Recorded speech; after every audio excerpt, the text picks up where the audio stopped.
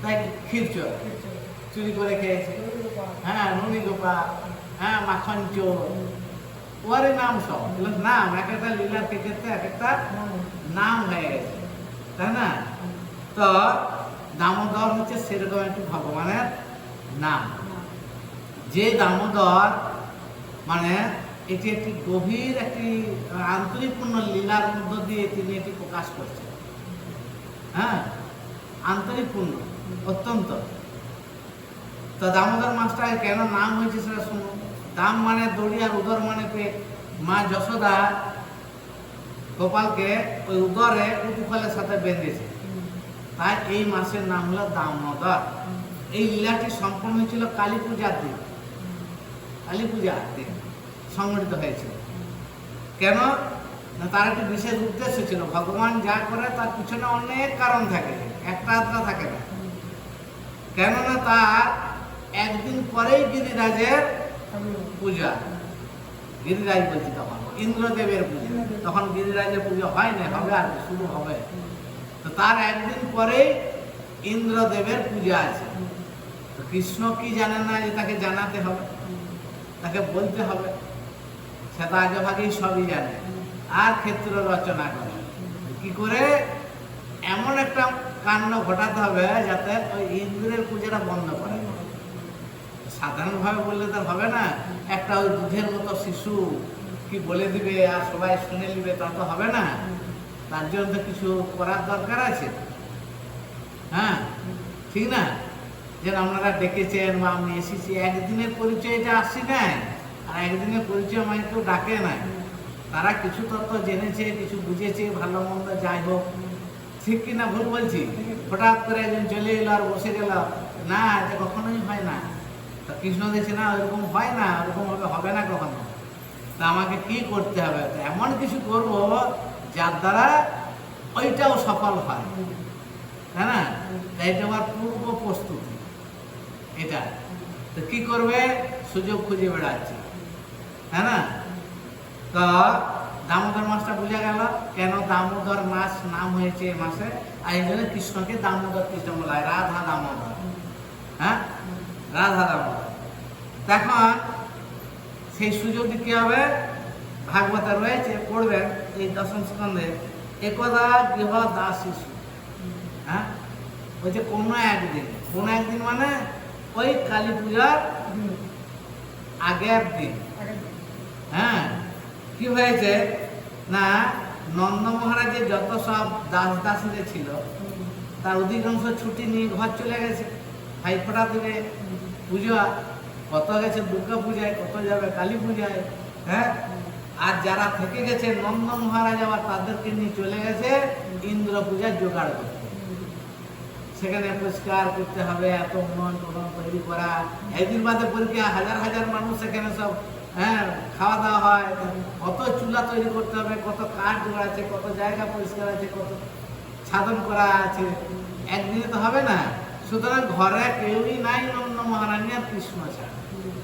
হ্যাঁ, আবার ইত্য বছরে নন্দ মহারাজের ভাই উপানন্দের ঘরে একটা অনুষ্ঠান ছিল, রোহিণী দেবীকে আবার বলরামকে নিয়ে সেখানে নিমন্ত্রণ রক্ষার্থে যেতে হবে। হ্যাঁ, এখন কিছু দাসী আছে কয়েকজন যারা, হ্যাঁ, আর অনেক কাজ আছে সেসব করবে, আর নন্দ মহারানী আছে কৃষ্ণ। তাহলে নন্দ মহারানীর এমনিতে ইচ্ছে যায় যে কৃষ্ণ সবার মাখন চুরি করে করে খায়, মনে হয় আমার ঘরের মাখনটা তো মিষ্টি হয় না। হ্যাঁ, তা মিষ্টিও হয় না, আর আমি করতে গেলে দাস দাসীরা আমাকে করতেও দেয় না। দেখো, তুমি যদি করবে তাহলে আমাদেরকে কেন নিয়োগ করেছো? আমরা তো তোমাদের সেবার জন্যই নিয়োগ হয়েছি, মাসে মাসে বেতন পাই, মাস সারা পাই। তাহলে তুমি কষ্ট করবে, হ্যাঁ, করবে কেন? আমরা করবো। তাহলে নন্দ মহারানী ওরা করতেই দেয় না। কিন্তু আজকে আর সেই ধরনের বলার মতো কেউ নেই। এখন নন্দ মহারানী ভাবছে তাহলে আজকে আমার সেই সুযোগ কৃষ্ণ সেবা করা, তাই না? আজকের দিনটা ছাড়া যাবে না। তাই একদা কথাটি খুব তাৎপর্যপূর্ণ। আমরা এই যে একটা সুযোগ যেন খুঁজি, কোন সুযোগে ভগবানের সেবাতে ঢুকে পড়তে পারি। কি সুযোগ! হ্যাঁ, অনেক সময় সব সুযোগ আসে না, সুযোগ পেলেই ঢুকে পড়তে হয়। কেমন? যেমন কেউ ক্যান্সারে মারা গেছে, তখন গোটা গ্রামের লোক হয় তাই বাবা ক্যান্সার হয়ে যাবে, এই হয়ে যাবে, তামাক খেলে হয়, এই খেলে হয়, অমুক খেলে হয়, না না আর ওসব খাবো না, আমিষই খাবো না, নিরামিষ খাবো, এর থেকেই বলছে ওইসব বেশি হয়। ওই সাধু ভাব জাগলে 1 ঘন্টা 2 ঘন্টা, আর 2 দিন পেরে গেলে আবার ভুলে যাবে। আর সেই সুযোগে কোনো গৃহিণী যদি খুব এক্সপার্ট হয় না, তো সঙ্গে সঙ্গে হাড়ি টাড়ি ধুইয়ে মুছে আর নিরামিষ চালাই দেয়, যাতে আর পিছন দিকে না ফিরি। কেমন? এইটাকে বলা হয় গৃহিণী। একদা গৃহিণী, গৃহিণী মানে গৃহকর্তা, তার যে স্ত্রী তাকে গৃহিণী বলা হয়। গৃহে অনেক মহিলা থাকতে পারে, কিন্তু গৃহিণী শব্দটা গৃহকর্তার স্ত্রীকে বোঝানো হয়। আর নন্দ মহারাজ আনন্দ মহারানী তাই গৃহিণী শব্দটি ব্যবহার করে। তাহলে গৃহিণীকে কেমন হতে হয়, কতটা ধার্মিক হতে হয়, হ্যাঁ, সদ্ভাব সম্পন্ন হতে হয়, সংসারের মঙ্গল, সন্তানের মঙ্গল, স্বামীর মঙ্গল এটা কামনা করতে হয়। বলে না, কি বলে? হ্যাঁ, একটা শব্দ আছে না, কি আছে সেটা? রমণীর সংসার সুখের হয় রমণীর গুণে। হ্যাঁ, রমণী যদি সেই ধার্মিক প্রকৃতি, সদ্ভাবপূর্ণ এইসব না হয়, তাহলে কিন্তু গৃহটি একটি কেমন হবে সেটা আর বলে লাভ থাকে। হ্যাঁ, মানুষের কারাগার থেকে মনে হয় কম কিছু হবে না। তো যাই হোক, এখন নন্দ মহারানী সে একদা একদিন শব্দটিকে তিনি এখন ভাবছেন, তাহলে যখন আমার কেউ নেই আজকে কাজ করার, আর যারা আছে, আমি আজ কৃষ্ণের জন্য মাখন তৈরি করবো। মানে কালকে আজ ভোর রাতে উঠতে হবে, মানে সবাই তো চলে গেছে। হ্যাঁ, সেই নিয়ে উনি প্রস্তুতি নিচ্ছেন যে কিভাবে আমি কালকে মাখন তৈরি করবো। তার জন্য দুধ সংগ্রহ করে রাখতে হবে, দুধকে জাল দিয়ে রাখতে হবে। হ্যাঁ, ঠিক না? চাই তো মাখনটা কিসে হবে, কোন দুধ থেকে হবে না, আবার সেই যে সমস্ত গাভীগুলিকে সুন্দরভাবে ঘরে পালন করা হতো, সেই সব গাভীর দুধ যে ঘরে পালিত হতো সুন্দর ঘাস দিয়ে। সবকিছু গাভীর দুধ থেকে কৃষ্ণকে খাওয়ানো যাবে না, কারণ কৃষ্ণ হচ্ছে আমাদের সন্তান, ঠিক না? অনেক গরু আছে যারা বিষটা খায়, নানা আবর্জনা খেয়ে বেড়ায়, তাদের দুধ ওইভাবে কৃষ্ণকে দেওয়া যাবে না। সন্তানের প্রতি তাদের কতটা ছিল মায়ামোহ, যদি বলেন কত সুন্দর ছিল। তা সেই গাভীগুলির দুধ গরম করে জাল দিয়ে কিছু দই বসিয়ে রেখেছে, কিছু গরম করে রেখেছে, সেইটাকে মাখন তৈরি করতে হবে। হ্যাঁ, এইভাবে। আর এদের মধ্যে আবার একটি গাভীর দুধ যেটি কৃষ্ণ সারাদিন পান করবে, সেই গাভীটি আবার ওই কোনো ঘাসও খায় না, ওই অন্যান্য গাভীদের যেগুলো পালিত হয় তাদের দুধ খায়। হ্যাঁ, সেই দুধও খাবে। দুধ খাবে সেটা আরো ফিল্টার, আর মাখন খাবে সেটা তো ফিল্টার, তাতে যখন মাখনটা তুলে নেওয়া হবে তাহলে আরো ফিল্টার হয়ে যাবে। কেমন বুঝতে পারছেন? দুধটা তো আর ফিল্টার হবে না, তাই দুধটাকে আরো ফিল্টার করে একটা গাভীকে খাওয়িয়ে সেই গাভীর দুধ দিয়ে এসব তৈরি করা হয়। তো নন্দ মহারাজ যখন প্রিপারেশন নিচ্ছে সুন্দরভাবে এসব করতে হবে, ঠিক আছে? রাত্রেবেলায় প্রিপারেশন করে নিয়েছে বেশ সুন্দরভাবে, তাহলে কিছুক্ষণ ঘুমাতে হবে। আজ আর ওই ঘন্টা ধরে সকাল 8টা অ্যালার্ম দেওয়া আছে, তার আগে উঠা চলবে না, এরকম নয়। হ্যাঁ, দুটাতেই উঠতে হবে, ঠিক না? গাই বাজিয়ে সব কিছু করে আবার মাখন তৈরি করতে বসতে হবে। হ্যাঁ, এইভাবে নন্দমানের প্রস্তুতি নিয়ে বিশ্রাম নিয়েছে। এখন ওই রকম, হ্যাঁ, রাত তাকে উঠেছে। রাতে ছাড়া সুন্দর ননি হবে না, যত ঠান্ডা হবে ননিটা তত সুন্দর হবে, বেশি পরিমাণে হবে এবং ভালো হবে, উন্নত মানের হবে।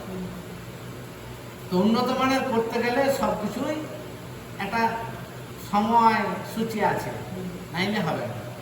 তাই তিনি সেই রাতে উঠে কি করছেন, ননি মাখন তৈরি করার জন্য কাপড় ছেড়ে গায়ে বাঁধিয়ে কাপড় টাপড় সুন্দরভাবে সজ্জিত হয়ে, হ্যাঁ, খোপা ঘুঙুর, হ্যাঁ, কমলবন্ধ, পায়ে নুপুর, রাজরানী তাতে একটা সাজের ব্যাপার আছে। হ্যাঁ, সে বাগদি বুড়ি চুগুড়ি বসে আছে, এরকম একটা ব্যাপারটা তো হলে হবে না, কি হবে? হবে না। রাজরানী তারপরে তার কাজ সেবার জন্য তৈরি করবে, তো তিনি সম্পূর্ণভাবে সুন্দর সজ্জিত হয়েছেন। হ্যাঁ, মাথায় চামেলি, বিভিন্ন সুগন্ধি ফুল, হ্যাঁ, ঘুঙুর সুন্দর, হাতে কোমরে সব এইভাবে। আর কৃষ্ণ উঠলেই তো আবার খাবে, খিদে পাবে, কারণ আগের দিন সেইভাবে কৃষ্ণের সেবাটাও হয়নি। মা এত ব্যস্ত এত কিছু কাজের জন্য কৃষ্ণের খাওয়াটাও ঠিক মতো হয়নি। তাই কি হবে, উঠলে এখনই খিদে পাবে, খাবে। সেই জন্য চুলাতে একদিকে আস্তে আস্তে বুকের আগুনে গরম করছে দুধ, আর এদিকে মাখন তৈরি করতে বসে গেছে। হ্যাঁ, বুকের আগুন করে তাড়াতাড়ি আঁচ হয় না, ধীরে ধীরে ধীরে ধীরে দুধটা ফুটবে, আর দুধটা মোটা হবে, মিষ্টি হবে। খেয়েছেন কেউ? হ্যাঁ, বলকানো দুধ বলা হয়, বলকানো। দেখবেন তার স্বাদ দেখবেন। হ্যাঁ হ্যাঁ, মোটা হবে, সর তুলা হবে না, এরকম কুসুম কুসুম গরমটা হতে। তো মা এরকম ভাবে নানা চিন্তা করছে ছেলের জন্য, চিন্তাগুলো দেখুন কেমন কেমন ভাবগুলো। হ্যাঁ, তো এইভাবে তিনি মাখন তৈরি করতে বসেছেন, আর ভাবছেন এই মাখন শুধু কৃষ্ণকে দেবো না, এর আগে আমি বিষ্ণুকে ভোগ লাগাবো, প্রসাদ করে কৃষ্ণকে দেবো, তাই না? কারণ বিষ্ণুর প্রসাদের একটা বিশেষ মহিমা আছে। এই প্রসাদ পেলে না দুরাত্মারাও মুক্ত হয়ে যায়। হ্যাঁ, নরকের মানুষও উদ্ধার হয়ে যায়, এই বিষ্ণুর প্রসাদের এরকম মহিমা। তাহলে আমার ছেলেটার এই খারাপ স্বভাবগুলো আর থাকবে না, এই ঘরের ঘরে মাখন চুরি করে খাওয়াটা আর লাগবে না। অন্যের মাখন ভালো না লাগলে কি হবে, খেতে যাবে? খেতে যাবে না। আর এই দাস দাসিরা করে, জানি না তো কি করে করে, মনে হয় এতটা সুমিষ্ট হয় না, তাই অন্যের ঘরে খেতে যায়। হ্যাঁ, তাহলে অন্যের ঘরে খাওয়াটা বন্ধ করতে গেলে কি করতে হবে, সুস্বাদু তৈরি করতে হবে। আবার ভগবানকে নিবেদন করলে সেটা আবার অমৃত হয়ে যায়। এইভাবে নন্দ মহারানী কল্পনা করছেন যে এইগুলো করা হবে। হ্যাঁ, আর তারপরে কৃষ্ণকে তাহলে দেওয়া হবে। তো কৃষ্ণর জন্য এইভাবে চিন্তা করছে, আর কত কত বিপদের কথাগুলি তার মনে পড়ছে। সেই পুতনাবর, সেই তৃণাবর্ত, সকর বন্য, হ্যাঁ, বিভিন্ন, আর সেইগুলি নিয়ে নানা কবি নানা কবিতা রচনা করছে। এইসব পথগুলি নিয়ে তৎকালীন যারা সব বিশেষ বিশেষ ভগবানের মহান মহান ভক্ত ছিলেন, হ্যাঁ, যেমন দেখছেন না এখন এই সব দুর্নীতি নিয়ে কেমন সব কবিতা বানাচ্ছে সঙ্গে সঙ্গে। হ্যাঁ, শুনছেন, শুনবেন। হ্যাঁ, তো এরকম আছে যারা লেখক না, তারা একটা ঘটনা জানতে পারলেই সুন্দর লিখেছে। সেইগুলি নন্দ মহারানী গুনগুন করে গাইছেন। হ্যাঁ, আর এমনভাবে গাইছেন, আর এমনভাবে একটা পরিবেশ তৈরি হয়ে গেছে কি, তিনি যে দধি, হ্যাঁ, মন্থন করলেন, তার যে দণ্ডটা কাঠের মতো, তো তাহলে সেই ডাল না দেখেছেন আপনারা, ডাল থাকেন তো এরকম, তো ও খট খট করে আওয়াজ হচ্ছে, ঘুরছে যত মাখনের মধ্যে। হ্যাঁ, আচার্যরা বলছেন একজন সে মৃদঙ্গ বাজছে। হ্যাঁ, আর তার হাতে কি আছে, চুড়ি আছে, কমর ঘন্টি আছে, আর সেগুলি যখন সবাই বলছে, আর মা একটু ভারী আছে, সেগুলি এমনভাবে বাজছে যেন ফুল কর্তন মৃদঙ্গ সব একসাথে বাজছে।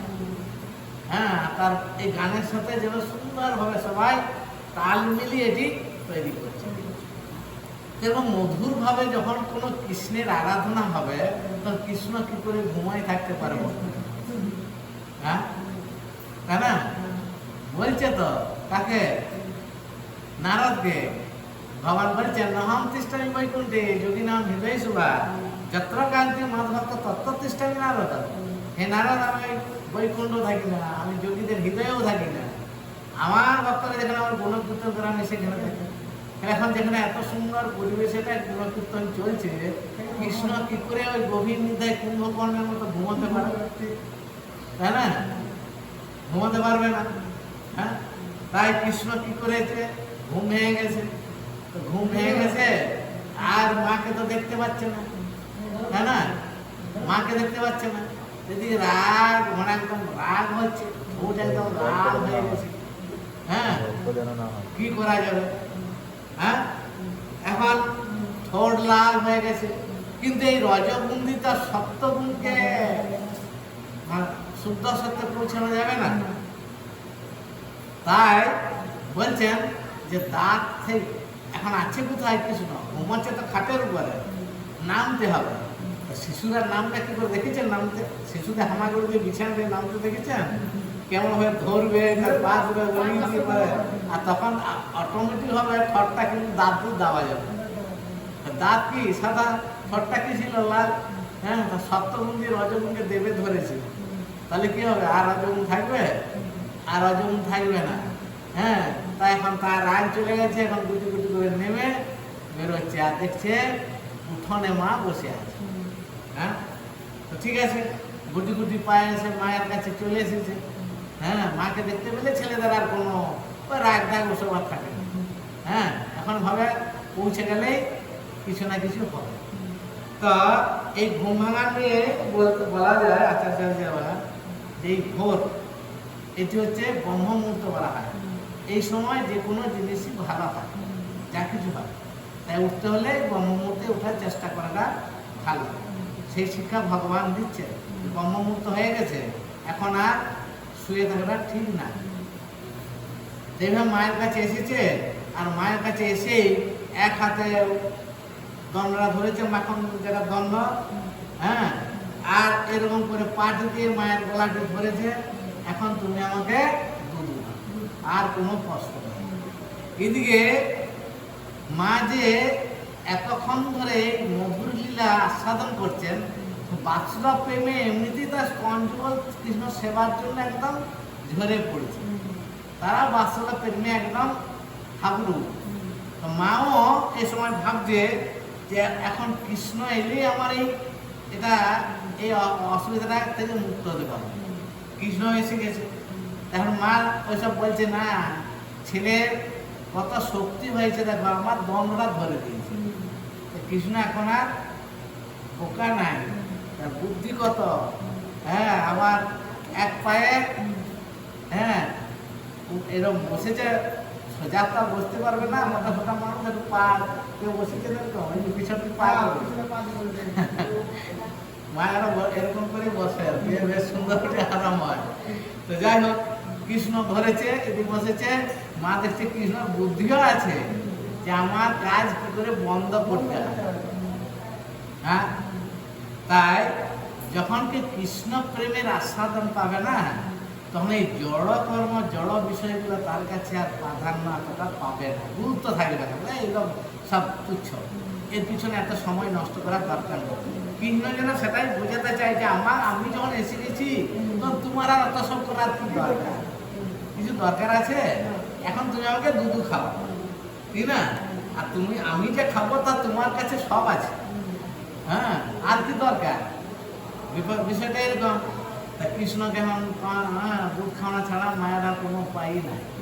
তার মা কৃষ্ণকে দুধ খাওয়াচ্ছে, আর কৃষ্ণ একদম এখন তো মানে একদম দুটাই সমান হয়ে গেছে। মাও চাইছে, ছাও চাইছে, তাহলে কি হবে? কষ্ট করে দুধ বের করতে হবে না। হ্যাঁ, হাত করলেই কৃষ্ণ মুখে দুধ ঢুকিয়ে যাচ্ছে। এইভাবে কৃষ্ণ একদম পান করছে, যেন কতকাল সেবা আর হয়নি। আর আগের দিন এমনিতেই হয়নি খুব একটা। তা বসে আছে, সুন্দরভাবে দুধ পান করছে। আর এদিকে কি হয়েছে, ওই যে চুলাতে যে দুধটা গরম হতে দেওয়া ছিল, সেই দুধটা দেখে আশ্চর্য, কৃষ্ণ যা দুধ খাচ্ছে মায়ের, আজ মনে হয় আমার সেবা আর হবে। এই মনে মনে ও কৃষ্ণ, কৃষ্ণ নাম, কৃষ্ণ সম্বন্ধে বস্তু সব চিন্ময়। তাই কৃষ্ণ ভক্তকেও সাধারণভাবে দর্শন করতে পারে। এই দুধও চিন্ময়। সেই দুধ, সে ভাবছে এটা যে আমার তাহলে আর বেঁচে থেকে লাভ দিই, যদি কৃষ্ণ সেবায় না লাগবো। তাই ও আগুনে পড়ে যাচ্ছে, আত্মহত্যা করছে। আর যেই দুধ আগুনে পড়ে যাবে, আর দুধ আগুনে পড়লেই যেমন একটা গন্ধ বেরিয়ে আসবে সঙ্গে সঙ্গে। মায়ের কাছে গন্ধ পৌঁছে গেছে, মা বুঝতে পারছে যে দুধ পড়ে যাচ্ছে। সঙ্গে সঙ্গে মা দেখছিল কৃষ্ণ খাবে কি? হ্যাঁ, সারাদিন বাকি, ওই দুধ ছাড়া কৃষ্ণ কোনো দুধ খাবে না। তাই না? আমার দুধের ভরসা কতটা হবে? তাই মা কৃষ্ণকে হঠাৎ করে নামিয়ে দিয়ে আর দুধ নামাতে চলে গেছে। হ্যাঁ, আর কৃষ্ণর কি হবে? রাগ। হ্যাঁ, দুধকে নামিয়ে তাকে সুন্দরভাবে রেখে আবার আসবে। তো কৃষ্ণ রাগ হয়ে গেছে। আর পাশেই ছিল শিল মোড়া পাথরগুলো। হ্যাঁ, ও দিয়েছে বলছি কানাতে নয়, নিচে ঠুকে। হ্যাঁ, কানায় ঠুকলে শব্দ হবে, আর নিচে ঠুকলে শব্দ হবে না, হাড়িটা ফেটে যাবে। হ্যাঁ, খুব বুদ্ধিমান। কেমন কোথায় ঠুকলে কাজ হবে সেখানে ঠুকতে হবে। হ্যাঁ, যেমন তেমন করলে হবে না কাজটা।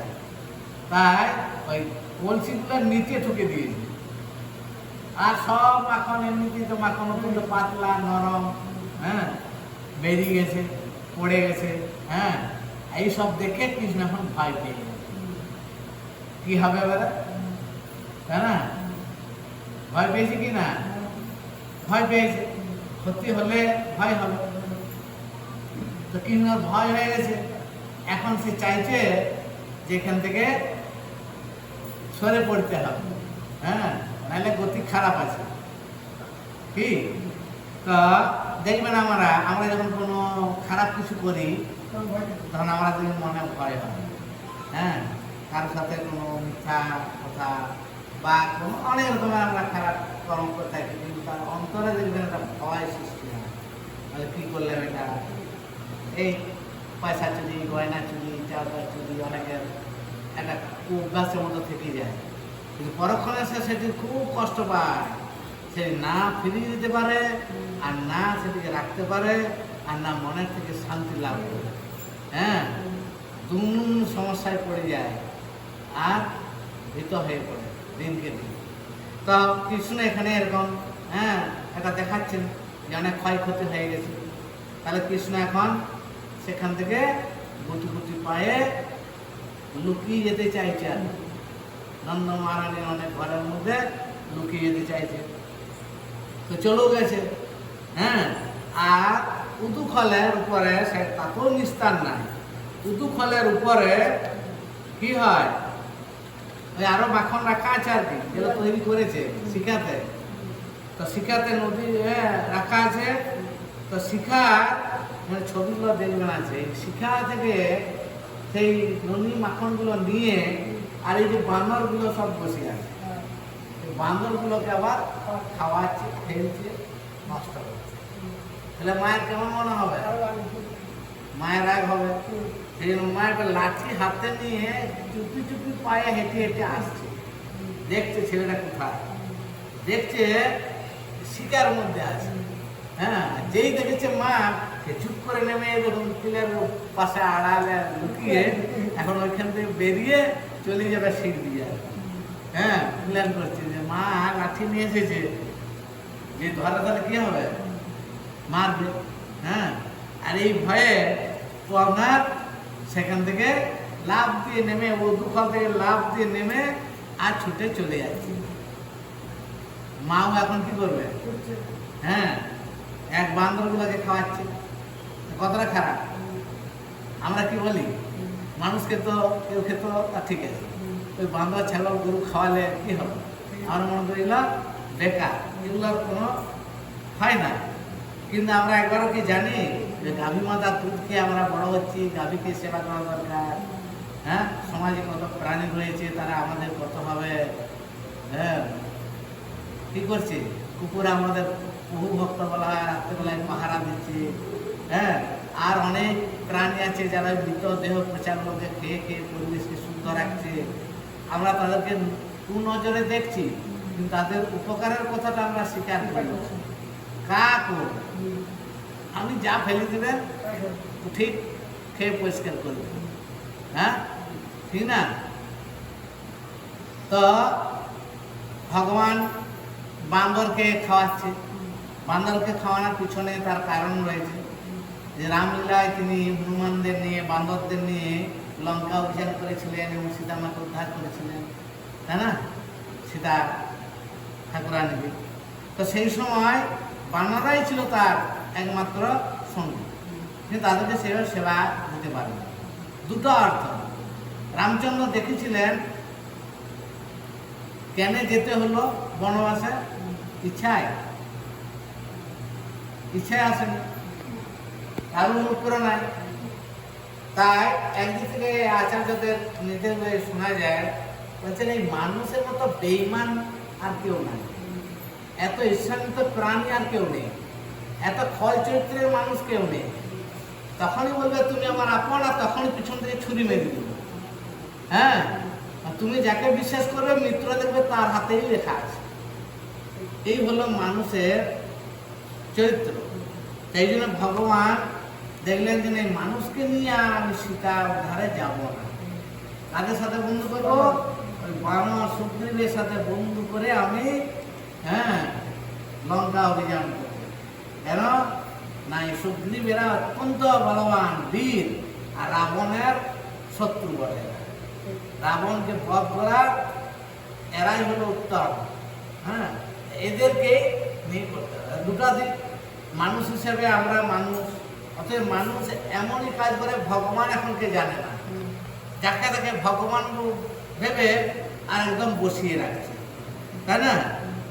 এই মূর্খতা আসে কি করে? গীতা ভাগবতের যুগ, যেখানে দ্বারে দ্বারে হরিনাম প্রচার করছে মহাপ্রভু, যেখানে গীতা ভাগবতের শিক্ষা প্রচার করছেন দ্বারে দ্বারে, সেখানে যে কেউ ভগবান হয়ে যাচ্ছে কি করে? এটাই হলো আমাদের মূর্খামি। আমরা দেখি না শাস্ত্রে কি রয়েছে, কার ভগবান হওয়ার যোগ্যতা রয়েছে, কেনই বা তিনি ভগবান হবেন, তাই না? আমরা কোনো প্রশ্ন করি না, শুধু সস্তায় সুলভ ধর্ম করব, আর একটা গুরু দরকার, নাহলে মনুষ্য জীবনটা সার্থক হবে না। কিন্তু গুরু গ্রহণ করলে যে নরকও যেতে পারি, সেদিকে আর তার জ্ঞান নাই। কেমন কি না? যেন সে গুরু, এখন গুরু প্রণাম মন্ত্র পড়ে মানুষ, কেমন গুরু ব্রহ্মা গুরু বিষ্ণু গুরুদেব মহেশ্বর, বাবা রে, কোনো কালে গুরু ব্রহ্মা গুরু বিষ্ণু গুরু মহেশ্বর হয়েছে কিনা জানা নাই। তারা ওই অর্থটা বুঝার চেষ্টাই করে না, যে এই শব্দটা কি করে এসেছে, গুরু ব্রহ্মা গুরু বিষ্ণু গুরুদেব মহেশ্বর গুরু সাক্ষাৎ পরম তস্মৈ শ্রী গুরবে নমঃ। এই মানেটাকে বুঝার চেষ্টা করো। গুরু ব্রহ্মা, ব্রহ্মা কেন গুরু হতে পারে না? ভগবান থেকে সে ভাগবত তত্ত্ব শ্রবণ করেছিল, সেই তত্ত্ব সে নারদকে বলেছে, নারদ বলেছিল ব্যাসদেব, ব্যাসদেব বলেছিল তাকে সুখদেবকে, সুখদেব বলেছে সুত গোস্বামী, সেই সুত গোস্বামীর ভাগবত আমরা শ্রবণ করছি। তাই ব্রহ্মা গুরু হওয়ার যোগ্য, সে গুরু হতে পারে। গুরু বিষ্ণু, সাক্ষাৎ বিষ্ণু ভগবানের গুণাবতার, তিনি এই ভাগবত তত্ত্ব নিজেই, ভাগবত তত্ত্ব ব্যাসদেব বলছেন নারায়ণের অবতার, যিনি ভাগবতটা রচনা করছেন, তিনি গুরু হওয়ার যোগ্য। আর গুরুদেব মহেশ্বর মহাদেব পরম ভাগবত, যিনি এই ভাগবত বলেছিলেন, সেই ভাগবতের সুখপাখি শুনেছিল, আর সেই সুখপাখি সেই পূর্ণটা ব্যাসদেবের কাছ থেকে শুনেছিল। সুখদেব গোস্বামী প্রথমটা শুনেছিল মহাদেবের কাছ থেকে। মহাদেব পার্বতীকে এই ভাগবত তত্ত্ব বর্ণনা করছিলেন, তাই না? সেই বিধার অনেক ইতিহাস আছে ভাগবতে পাবেন, যে কেন পার্বতী দেবী মহাদেবকে এই তত্ত্ব জিজ্ঞাসা করেছিল। কোন তত্ত্ব? তুমি কার নাম করো, কার সেবা করো, সেই তত্ত্ব সম্বন্ধে তুমি আমার তো কোনো কিছু বলনি। তখন তুমি সেই কথা শুনবে, তাহলে এটা সবাইকে শোনানো যাবে না, এ তত্ত্ব সবার শোনার অধিকার নেই, তাই না? তাই তুমি শুনতে চাইলে একটি বিশেষ পরিবেশে আমি তোমাকে শোনাবো। তো একটি সুন্দর মানে একদম নির্ঝুম জায়গায়, যেখানে মহাদেব আছেন, পার্বতী আছেন, আর কেউ যেন না থাকে, এরকম করে। তো সেই সময় ওই সুখপক্ষী সেই গাছের উঁচু ডালের মধ্যে ছিল। তো সেই ঘটনা এখন আর বলছি না। তাহলে পরম ভাগবত হলেন মহাদেব, তিনি গুরু হতে পারেন, তাই না? কেন এরা সাক্ষাৎ পরম ব্রহ্মের অধিকারী হয়ে এই জগতের সেবা প্রচার করছেন, তাই না? তাই গুরু ব্রহ্মা গুরু বিষ্ণু গুরুদেব মহেশ্বর গুরু সাক্ষাৎ পরম ব্রহ্ম। কেন বলছেন সাক্ষাৎ? না, তিনি সেই পরম ব্রহ্ম ভগবানের প্রতিনিধিত্ব করছেন, আর গীতা ভাগবতের জ্ঞান বিতরণ করছেন, ভাগবত তত্ত্ব বিতরণ করছেন। কয়জন গুরু পাবেন এরকম, যারা ভাগবত তত্ত্ব বিচরণ করে শিষ্যদের মনের অন্ধকারকে দূর করছেন, তাদেরকে সাধন ভজনের রাস্তা দেখিয়ে শুদ্ধ করছেন। আগে নিজে আচার আচরণ করছেন, তারপর তাদেরকে শুদ্ধ করছেন। আমাদের কান এত পবিত্র, এক সেকেন্ডে একটা নাম বলে দিলে আর আমি পবিত্র হয়ে গেলাম? কে মনে করেন যে একটা নাম কানে দিয়ে দিলে আর আমি শুদ্ধ হয়ে গেলাম? আরে ও নামটা মনেই থাকবে না, কাগজে লিখে এখন মুখস্থ করতে হচ্ছে। এত আমাদের স্মরণ শক্তি, তার অর্থ বুঝতে গেলে দাম ভেঙে যাবে, আর সেই অর্থ কানে পেয়ে আমি শুদ্ধ হয়ে গেলাম, তাই না? আরে শুদ্ধিকরণের পন্থা তোমাকে অবলম্বন করতে হবে। হ্যাঁ, যাত্রাতে স্টেজে উঠে যাত্রা করার আগে তারা 6 মাস ধরে রিহার্সেল করছে, তবে ওই যাত্রা স্টেজে গিয়ে তারা যাত্রা করছে, ঠিক না? আর মানুষ হাততালি দিচ্ছে আর টাকার মালা করে তারা সম্মান নিচ্ছে। হ্যাঁ, তুমি কিছুই করলে না, না সাধন আছে, না ভজন আছে, না তপস্যা আছে, না শাস্ত্র জ্ঞান আছে, কিছুই নাই, আর তুমি একদম পরম ব্রহ্মের সাক্ষাৎ পেয়ে গেলে। এসব আবল তাবল এগুলো ছাড়তে হবে, এগুলোর দ্বারা কখনো ভগবত ভক্তি হয় না, আর নিজের মূল্যবান জীবনটা নষ্ট হয়ে যায়। এত সুযোগ, এত কিছু যে আমি পেয়েছি, সেই সুযোগটা আমি নিজে নিজে হারাচ্ছি। আর এইভাবে পুণ্য ক্ষয় হয়ে ভিখারি হয়ে ওই ঋণ চুকাতে হবে। যেভাবে এখন হনুমানকে তার ঋণ শোধ করছেন, যে রামলীলায় তোমাদের অনেক কাজে লাগাইছি, তোমাদের বেতন দেওয়া হয়নি, সেবা করানো হয়নি, সেই সেবা বলেছিল আমি, তারপরে এসে তোমাদের এই ঋণ শোধ করবো। আর ভগবান সেই ঋণ শোধ করছেন। তো ভগবানকে যদি ঋণ শোধ করতে হয়, আপনারা আমাকে কি করতে হবে ভাবুন এবারে।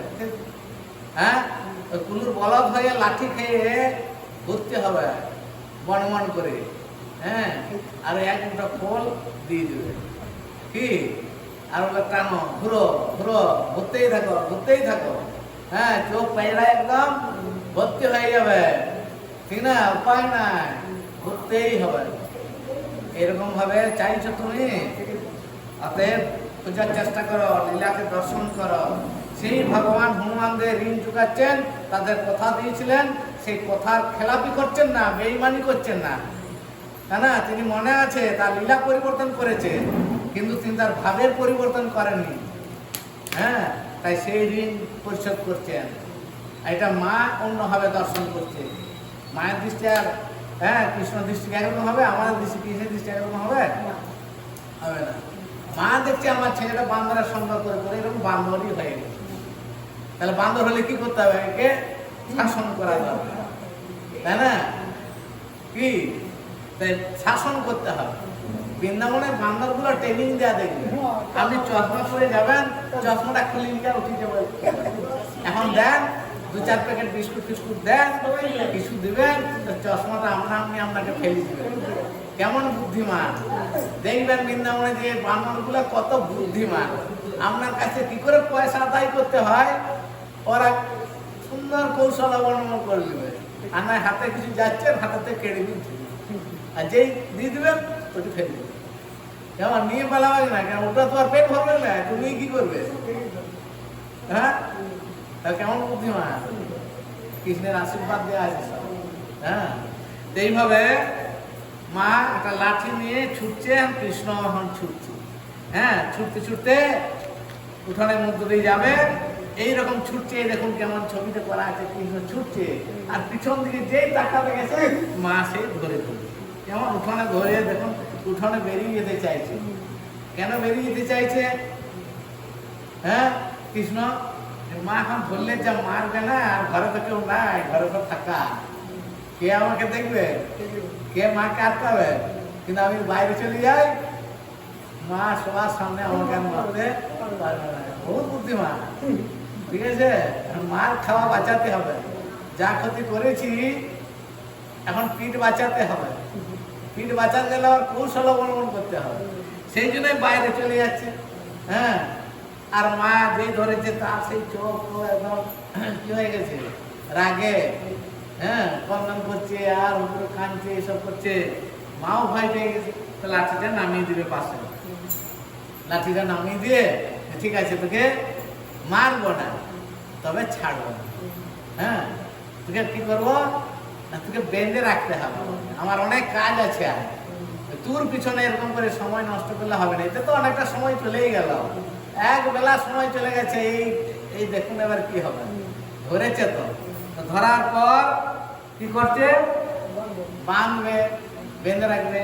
কিসে বেঁধে রাখবে? শক্ত ভারী জিনিসে বেঁধে রাখলে হবে না। মা বাবা দেখছে ছেলে তো, এমন জিনিসে বেঁধে রাখতে হবে যেন বিপদ আপদের সম্ভাবনা না থাকে। তো উর্দু ফলগুলো আছে, শস্য, এখন তো শস্য নাই ঘরে, গেল ফাঁকা আছে, ঢেলের শস্য রাখা হয়। তো সেই উর্দু ফল ডুবডুকির মতো একটা জিনিস এরকম, হ্যাঁ, সেইটা তো বেঁধে দিচ্ছে। বাঁধতে যাবে তো আর বাঁধা যাচ্ছে না। যত দড়ি ঘরে আছে সব দড়ি গিটি গিটি গিটি গিটি, আর কৃষ্ণকে বাঁধা যাচ্ছে না। হ্যাঁ, মা তো ক্লান্ত হয়ে গেছে, হ্যাঁ, একদম পরিচ্ছন্ন হয়ে গেছে, ঘেমে তো কর্মাদক্ত কাদা হয়ে গেছে একেবারে। এইভাবে কি করতে চাইছে না, যত দড়ি ছিল শেষ হয়ে গেছে। এখন এই লীলা দেখতে আবার পাশাপাশি সখীরাও চলে এসেছে। তারা এসে বলছে, হ্যাঁ হ্যাঁ, তুমি দেখো শুনো না তো, আমরা বলি, তুমি ভাবো আমরা মিথ্যা বলছি না, আমাদের ঘরে যে নদী ভান্ন ভেঙে ভেঙে আসে, হ্যাঁ, খেয়ে ছড়াই আসবে, তা তুমি শুনো না, আজকে তোমার ঘরে করেছে, তাহলে তোমার গায়ে লেগেছে, কেমন? ঠিক আছে, আমরাও দৌড়ে দিচ্ছি, তুমি বাঁধো। তারাও আবার দৌড়ি এনে দিচ্ছি। হ্যাঁ, এইভাবে কৃষ্ণ সুন্দর লীলাতে আস্বাদন করছে যে মা বাঁধছে, সখীরা আমাকে এরকম বাঁধতে দড়ি দিচ্ছে, কিন্তু কোনো দড়িতেই বাঁধা যাচ্ছে। হ্যাঁ, অবশেষে মা অনেকে হেরে যাওয়ার মতো আর কি অবস্থা, যে পারলাম না। এখন কৃষ্ণকে বলছে কি করলে বাঁধা যাবি বল। তখন কৃষ্ণ বুঝতে পারছে মা স্বর্ণাপন্ন হয়ে পড়েছে। হ্যাঁ, অতএব আমি অনুমোদন না করি তো মা বাঁধতে পারবে না। তাই যখনই মা এরকম তার আবেগ প্রকাশ করলেন, সঙ্গে সঙ্গে কৃষ্ণ মাকে অনুমোদন দিলেন, আর সেই দড়িতেই বাঁধা পড়লেন। তাই কেউ বাঁধতে পারে না, যাকে বিশ্বব্রহ্মাণ্ডের কেউ বাঁধতে পারে না, হ্যাঁ, তাকে এখন মা বাঁধছে। এই জন্য মায়ের নাম হলো যশোদা। মাকে যশ দান করলেন তিনি। এই জগতের মুনি ঋষিরা যারা মনের বেগে, উল্কার বেগে ছুটছে, তারা আমাকে ধরতে পারে না, কিন্তু আজ তুমি আমাকে বাঁধতে পেরেছো, তাই নাম হলো যশোদা। যশ দান করলেন মাকে, হ্যাঁ, ধরাতে। সেইভাবে মা আমার ওকে বেঁধে দিয়ে চলে গেল। কেমন? এই দড়ি, এটার অনেক ব্যাখ্যা রয়েছে। এই উদুফল সে কেমন প্রকৃতি, এই দড়িটা কি হলো। হ্যাঁ, কৃষ্ণের সাথে যুক্ত হতে গেলে এই গুরু চায়, হ্যাঁ, নাইলে যুক্ত হওয়া যাবে না। আর যদি কৃষ্ণের সাথে গুরুর মাধ্যমে যুক্ত হয়ে যায়, তাহলে সেইটা যে কি হবে বলা মুশকিল আছে। এখন উদুফলে বেঁধে দিয়েছে, মা চলে গেছে, আর নলকূপের দুই ছেলে অনেক কাল ধরে আবদ্ধ অবস্থা আছে। ভগবান এখন দেখছে আমিও বাঁধা আছি, তা বন্ধনটা কত কষ্টের। হ্যাঁ, তাহলে এই নলকূপের দুই ছেলে কত কষ্ট পাচ্ছে, ওদেরকে উদ্ধার করতে হবে। তাই ভগবান এই প্ল্যান করে এই মধ্য দিয়ে উদুফলকে নিয়ে পেরোচ্ছে। হ্যাঁ, আর পেরোচ্ছে যখন উদুফলটা লেগে গেছে গেছে, আর নলকূপের মণিপুরীর যে অর্জুন বৃক্ষ ছিল তারা পড়ে গেছে, তারা উদ্ধার হয়ে গেছে। ভগবানকে স্তুতি করে তারা দিব্য রূপে, যে রূপে স্বর্গে ছিল সেই রূপেই তারা আবির্ভূত হলো, ভগবানকে পরিক্রমা করলো, স্তুতি করলো, আর তারা তাদের স্বর্গলোকে ফিরে চলে গেল। কেমন? এইভাবে দুজনকে উদ্ধার করলেন। তাই ভগবান বলছেন, যারা এই যে বন্ধনে আবদ্ধ রয়েছে, ভালো মন্দ হেতার জ্ঞান নেই, মায়ার বন্ধনে, মায়ার ঠেলায় ভাসছে সবাই, কি কর্তব্য কি অর্তব্য, ন্যায় কি অন্যায় কি, কিচ্ছু নেই মানুষের এখন জ্ঞান। হ্যাঁ, কিন্তু মানুষ নিজেকে আবার অহংকারে তারা আচ্ছন্ন করে রেখেছে। সে বলে আমি যা জানি লোকে জানে না। হ্যাঁ, ঠিক না? এইভাবে আচ্ছন্ন হয়ে আছে। তাই এখান থেকে কি শিক্ষা পাওয়া যাচ্ছে, যে এই বন্ধন এমনই একটা কঠিন পরিস্থিতি যে সেখান থেকে মুক্ত হওয়া খুবই কঠিন। তাই একজন কৃষ্ণের ভক্ত, কৃষ্ণের অনুরাগী, তার মাধ্যমে যদি কৃষ্ণের সাথে যুক্ত হতে পারি, তবেই মায়ের বন্ধন থেকে মুক্ত হতে পারবে। এভাবে নলকূপের মুনিগিরি তারা উদ্ধার হয়ে চলে গেলেন, যারা নারদ মুনির অভিশাপে এই যমজ অর্জুন বৃক্ষ জন্মন করেছিল লঙ্গ অবস্থায়। অনেক বিস্তারিত, অনেক ছোট করতে হচ্ছে। হ্যাঁ, আপনারা সময়টা পার করে দিলেন, অনেক সময় পার করে দিলেন, তাই না? আসতে হয়, টাইম আসলে সব কিছু ভালো লাগে। এইভাবে কৃষ্ণ বাঁধা পড়ে আছে, ওরা উদ্ধার হয়ে গেল। হ্যাঁ গায়ত্র পড়ে গেল। নন্দ মহারাজ একদম দেখে ভূমিকম্পের মতন আওয়াজ হয়ে গেছে। নন্দ মহারাজ সেখান থেকে ছুটতে ছুটতে আসছে, কোথায় হলো কি, হ্যাঁ এত বড় হ্যাঁ বিপদ কোথায় হলো। এসে দেখছে শিশু কৃষ্ণ দাঁড়িয়ে আছে, গায়ত্র পড়ে আছে। হ্যাঁ নন্দ মহারাজ আশ্চর্য, এত বড় বড় গাছ আর এই কৃষ্ণ এখানে দাঁড়িয়ে আছে, কত বড় বিপদ চলে গেল। হ্যাঁ বুঝতেই পারছি না। তাই কৃষ্ণকে নিয়ে আলিঙ্গন করছে, চুমু খাচ্ছে, এই করছে। আর এই মঙ্গল দ্বীপের আয়োজন, তাই না, কৃষ্ণের মঙ্গলে, জগতের মঙ্গলে এই দীপদানের আয়োজন শুরু করেছিলেন। যে দীপদান এই দীপাবলি উৎসব, দামোদর দীপদান মহোৎসব বলে পরিচিত রয়েছে কৃষ্ণের এটি। এবার কি হবে, তারপরের দিনে একদিন বাদে হচ্ছে গিরিরাজ। তখন এবার কি হবে, কৃষ্ণ সম্বন্ধে অনেক কিছু জানা হয়ে গেল, এখানে বিষয়ে তো আলোচনা হলো না। এখান থেকে মহারাজ নন্দ মহারাজ জানতে পারলেন, ছেলের মুখে শুনলেন যে দুটো মানুষ এখান থেকে বেরোলো, তারা হ্যাঁ কৃষ্ণকে পরিক্রমা করে চলে গেল। নন্দ মহারাজের মনে একটা একটু ভাব না আসছে, হ্যাঁ এই কৃষ্ণকে, এই ছিলেন যে আমরা ছেলে বলছি সেকে, হ্যাঁ আমরা সাধারণ মানুষ থেকে, সাধারণ বালক থেকে একটা অন্য ধরনের চিন্তা ভাবনা তাদের মনের মধ্যে আসছে। কি করে হতে পারে, এত বড় জল নেই, ঝড় নেই, গায়ত্র পড়ে গেল, হ্যাঁ সেখান থেকে দুটো পুরুষ, দিব্য পুরুষ আবির্ভূত হয়ে তারা চলে গেল। এসব কি বলছে ছেলেরা, হ্যাঁ এসব কোনো ভিত্তি নেই, তারাও তো করছে না অনুসন্ধান, কি হতে পারে। এইভাবে পরের দিনে ইন্দ্র পূজা বন্ধ করলেন। তাই আমরা সেই হ্যাঁ দীপদান, এই যে লীলাটি, এই লীলাটি রচনা করেছেন সত্যব্রত মুনি।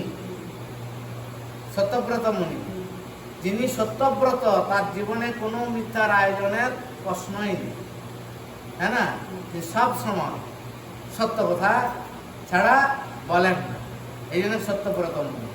হ্যাঁ তার নিয়ে বলতে গেলে সময় লেগে যাবে অনেকটা সংক্ষেপে।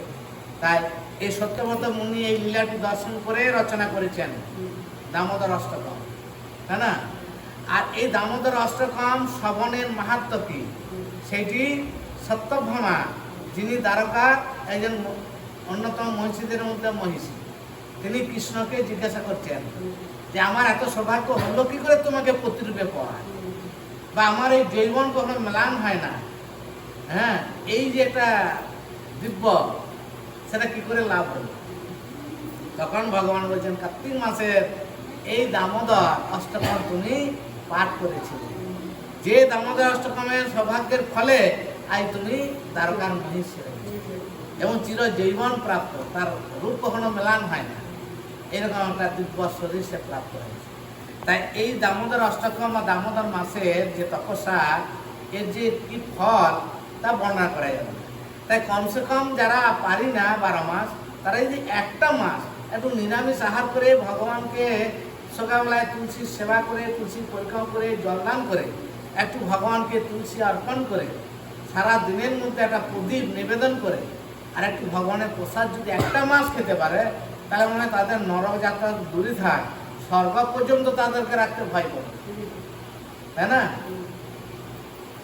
এইরকমই হচ্ছে অবদান।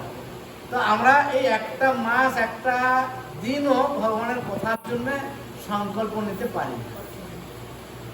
তাই আমাদেরকে এই ভাগবত পাঠ শ্রবণের মাধ্যমে বুঝতে পারছি যে আমরা আমাদের মূল্যবান সময়ের অপচয় না করে একটু সাধুগুরু বৈষ্ণব শাস্ত্রের সঙ্গ করে নিজের জীবনের কি করা কর্তব্য, যেটা আমি মৃত্যুর পর আর করতে পারবো না, হ্যাঁ তখন আমার ছেলে সাধ্য পিণ্ডি দিয়ে আমাকে উদ্ধার করবে, হ্যাঁ আমি করলাম না আমার পিতাকে উদ্ধার, এখন আমার ছেলে সাধ্য পিণ্ডি দিয়ে আমাকে উদ্ধার করবে, আর আমি আমার নাক দেখে ঘুমাই, কি আমার আর কি কাজ, তপস্যা করার দরকার নেই। ও শাস্ত্র আছে, ব্রাহ্মণ আছে, পুঁথি আছে, আসবে পড়বে, সাধ্য পিণ্ডি দিবে, আমি উদ্ধার হয়ে যাবে।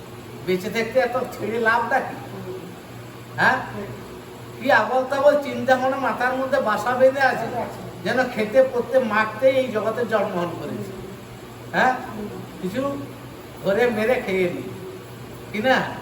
তাই আর কিছু বলছি না, এবারে অষ্টকমটা পাঠ হবে, আর প্রত্যেকেই একটি করে প্রদীপ নেবেন, প্রদীপ দান করবে। প্রদীপ দান এটা মানে আজকে আমাদের অদিতি মাতাজি তারপরে আপনাদেরকে একটা প্রদীপ দিবে, সেই প্রদীপটি আপনারা শ্রদ্ধা সহকারে ভগবানের চরণে, চরণ দুটিকে 4 বার করবেন। শোনার পরও কেউ করে না, এরকম করে নামাই দেয়। আর কেউ এতটুকুও ভুল হয়। হ্যাঁ, কানে ভালো করে শুনুন, সেই প্রদীপটি চরণ দুটি, ভগবানের যে চরণ, চরণ এই যে চরণ দুটিতে ঘুরাবেন, যেন ওই আলোতে আপনি দেখতে পান, আলোগুলো নিমাই দেবো, চরণ দুটি যেন দেখতে পান। তারপর হৃদয়ে নাভিমূলে 2 বার, 4 বার, 2 বার, আর মুখমণ্ডলে 3 বার দর্শন করবেন। আপনার এই প্রদীপের আলোতে কৃষ্ণের মুখটা কত উজ্জ্বল হচ্ছে দেখবেন। যতটা উজ্জ্বল হবে দেখবেন আপনার হৃদয়টা ততটা উজ্জ্বল হবে, হ্যাঁ, ততটা অন্ধকার যাবে। এইটা আর সর্বাঙ্গে 7 বার ঘুরাবেন, চরণ থেকে মস্তক 16 বার ঘুরাবেন। এই দ্বারকার মহিষী সত্যভামা ভগবানকে এই 16 বার কার্তিক মাসের প্রদীপ দান করেছিল, তাই 16 কলা পূর্ণ হয়ে সে গোবিন্দকে পেয়েছে। ঠিক আছে, তাই 16 কলা পূর্ণ হতে হবে। এরকম করে দেখালাম, হ্যাঁ, সেই কমার সোজা হয় না, সেই মানুষের হাত ঠিক নাই, সেই রকমই আর কি। কবার চরণে 4 বার, হৃদয়ে 2 বার, মস্তকে 3 বার, সর্বাঙ্গে 7 বার, এরকম করে দেখাবেন।